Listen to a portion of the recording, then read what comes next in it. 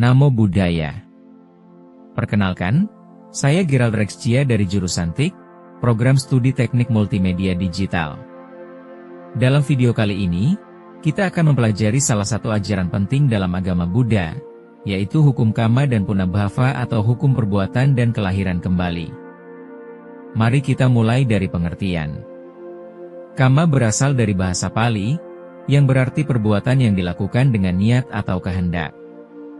Jadi, tidak semua tindakan disebut kama, melainkan hanya tindakan yang disertai dengan kesadaran dan niat. Sementara itu, Punabhava berarti kelahiran kembali. Konsep ini menjelaskan bahwa kehidupan tidak berhenti pada kematian, melainkan terus berlanjut ke kehidupan berikutnya sesuai dengan kekuatan kama yang telah dilakukan. Selanjutnya, mari kita bahas pembagian kama. Secara umum, kama dapat dibedakan menjadi 3. Pertama, kama melalui jasmani, yaitu perbuatan yang dilakukan dengan tubuh, misalnya menolong orang, memberi derma, atau sebaliknya menyakiti makhluk lain. Kedua, kama melalui ucapan, yaitu perbuatan yang keluar melalui kata-kata, misalnya berkata benar, jujur, lembut, atau sebaliknya berbohong, memfitnah, mengumpat. Ketiga, kama melalui pikiran, yaitu niat, kehendak, dan pandangan yang timbul di batin, misalnya pikiran penuh cinta kasih, welas asih, atau sebaliknya pikiran iri, benci, dan niat jahat. Kama juga bisa dibedakan berdasarkan kualitasnya. Ada kama baik atau kusala kama, yang akan membawa akibat baik, dan ada kama buruk atau akusala kama, yang akan membawa akibat buruk. Selain itu, ada kama yang berbuah segera di kehidupan sekarang, ada yang berbuah di kehidupan berikutnya, dan ada pula yang berbuah di kehidupan jauh di masa mendatang. Bagaimana proses bekerjanya kama dan punabhava? Sang Buddha mengajarkan bahwa kama bekerja melalui hukum sebab dan akibat yang pasti. Setiap perbuatan yang dilakukan akan meninggalkan bekas di dalam batin, seperti benih yang suatu saat dapat berbuah. Ketika seseorang meninggal dunia, arus kesadarannya tidak terputus, melainkan dilanjutkan ke kelahiran baru. Proses kelahiran kembali inilah yang disebut punabhava. Hubungan antara kama dan punabhava bisa dianalogikan seperti nyala api lilin yang menyalakan lilin berikutnya. Tidak sama persis, tetapi ada kesinambungan. Kama dan punabhava adalah konsep yang tidak dapat dipisahkan. Kama menjadi sebab, sedangkan punabhava adalah akibat atau kelanjutan dari sebab itu. Dengan kata lain, kehidupan sekarang adalah hasil dari perbuatan masa lalu, dan perbuatan yang kita lakukan sekarang akan menentukan kehidupan di masa mendatang. Karena itu Sang Buddha bersabda, semua makhluk adalah pemilik dari kama, pewaris dari kama, lahir dari kama, terikat oleh kama, dan dilindungi oleh kama. Apapun kama yang diperbuat, baik atau buruk, itulah yang akan diwarisi. Sekarang mari kita hubungkan dengan 31 alam kehidupan. Menurut Buddhisme, kehidupan tidak hanya terbatas pada alam manusia. Ada 31 alam kehidupan yang terbagi dalam 3. Apa itu 31 alam kehidupan? Dalam ajaran Buddhisme, semua makhluk hidup mengalami kelahiran kembali, punabhava, di dalam 31 alam kehidupan. Alam-alam ini terbagi menjadi 3 kelompok besar. Madtu, alam nafsu indriawi, terdiri dari alam neraka, binatang, peta, asura, manusia, dan 6 alam dewa. Perpadtu, alam rupa, alam para Brahma hasil pencapaian meditasi rupa jina.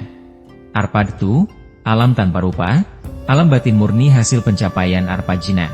2 hubungannya dengan kama. Kama buruk, akusala kama, menjerumuskan ke alam rendah, neraka, binatang, peta, asura, misalnya membunuh, mencuri, atau berbohong dengan niat jahat. Kama baik biasa, kusala kama duniawi, mengantarkan makhluk ke alam manusia atau dewa, misalnya berdana, menolong, berbicara jujur, penuh cinta kasih. Kama baik tingkat tinggi, meditasi jina, mengantarkan makhluk ke alam rupa Brahma dan arpa Brahma. Dengan kata lain, kama adalah penyebab yang menentukan di alam mana makhluk akan lahir kembali. Hubungannya dengan Punabhava. Punabhava berarti kelahiran kembali. Alam tempat lahir berikutnya ditentukan oleh kama yang dominan saat meninggal dunia, Maranasana kama. Jika kama buruk muncul pada saat menjelang kematian, makhluk bisa lahir di alam rendah. Jika kama baik muncul, makhluk bisa lahir di alam manusia atau dewa.